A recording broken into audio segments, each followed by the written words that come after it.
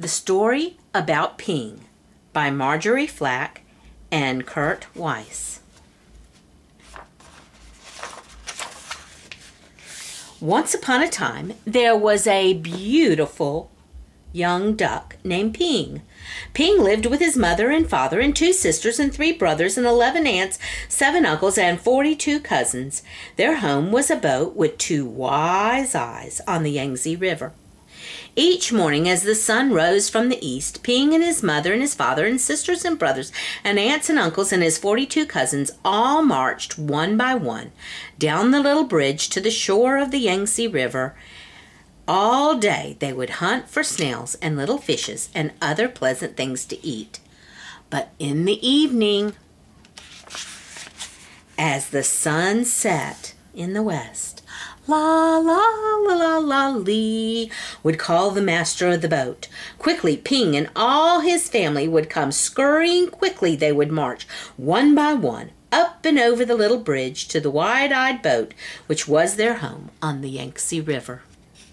Ping was always careful, very, very careful, not to be last, because the last duck to cross over the bridge always got a spank on his back.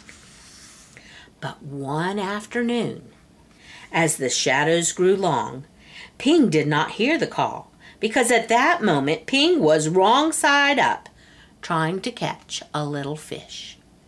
By the time Ping was right side up, his mother and his father and his aunts were already marching one by one up over the bridge. By the time Ping neared the shore, his uncles and his cousins were marching over.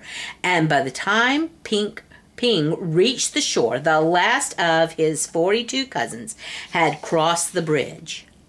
Ping knew he would be the last, and the very last duck if he crossed the bridge.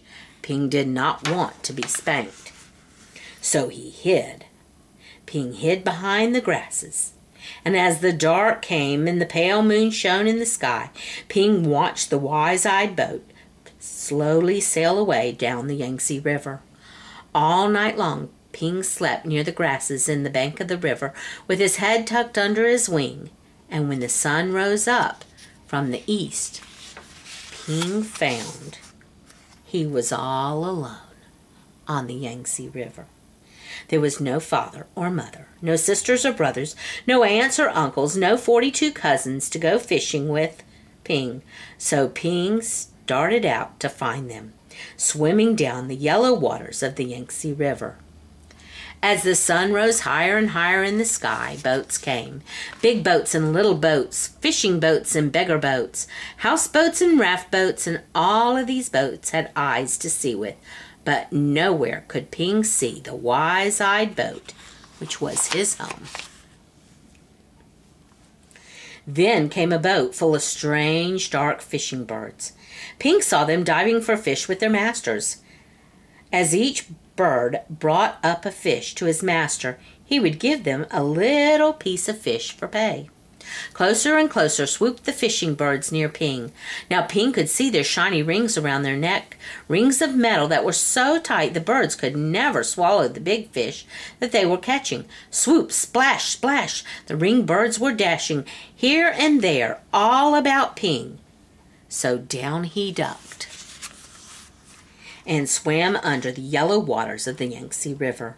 When Ping came up to the top of the water, far away from the fishing birds, he found little crumbs floating, tender little rice cake crumbs, which made a path to a houseboat.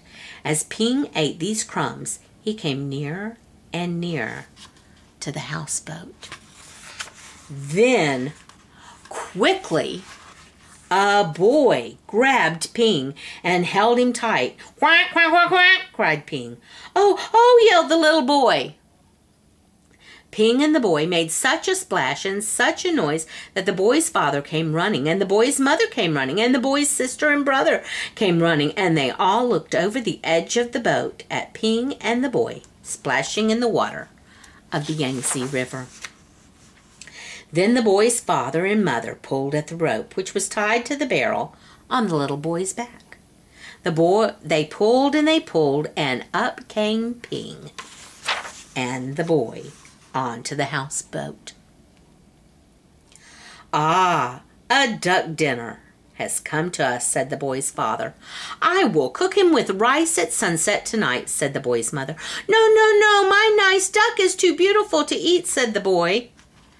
But down came a basket all over Ping, and he could see no more of the boy, or the boat, or the sky, or the beautiful yellow water of the Yangtze River. All day long, Ping could see only the thin lines of sun which shone through the cracks in the basket, and Ping was very, very sad. After a long while, Ping heard the sound of oars and felt the jerk, jerk, jerk of the boat as it was rowed down the Yangtze River. Soon the lines of sunshine which had come through the cracks of the basket turned rose color, and Ping knew the sun was setting in the west. Ping heard footsteps coming near to him.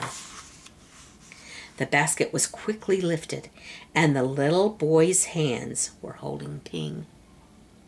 Quickly, quietly, the boy dropped Ping over the side of the boat, and Ping slipped into the water, the beautiful yellow water of the Yangtze River. Then Ping heard this call, "La, la, la, la, la, lee." Ping looked, and there near the bank of the river was the wise-eyed boat which was Ping's home, and Ping saw his mother and his father and his aunts all marching one by one up over the little bridge. Swiftly Ping turned and swam, paddling toward the shore. Now Ping could see his uncles marching one by one. Paddling, paddling, Ping hurried toward the shore. Ping saw his cousins marching one by one. Paddle, paddle, paddle, Ping neared to the shore. But as Ping reached the shore, the last of Ping's 42 cousins marched over the bridge, and Ping knew that he was late again. But up marched Ping, up over the little bridge, and spank came the spank on his back. Then at last, Ping was back with his mother and his father, his 2 sisters and 3 brothers, and 11 aunts and 7 uncles, and 42 cousins, home again on the wise-eyed boat on the Yangtze River. The end.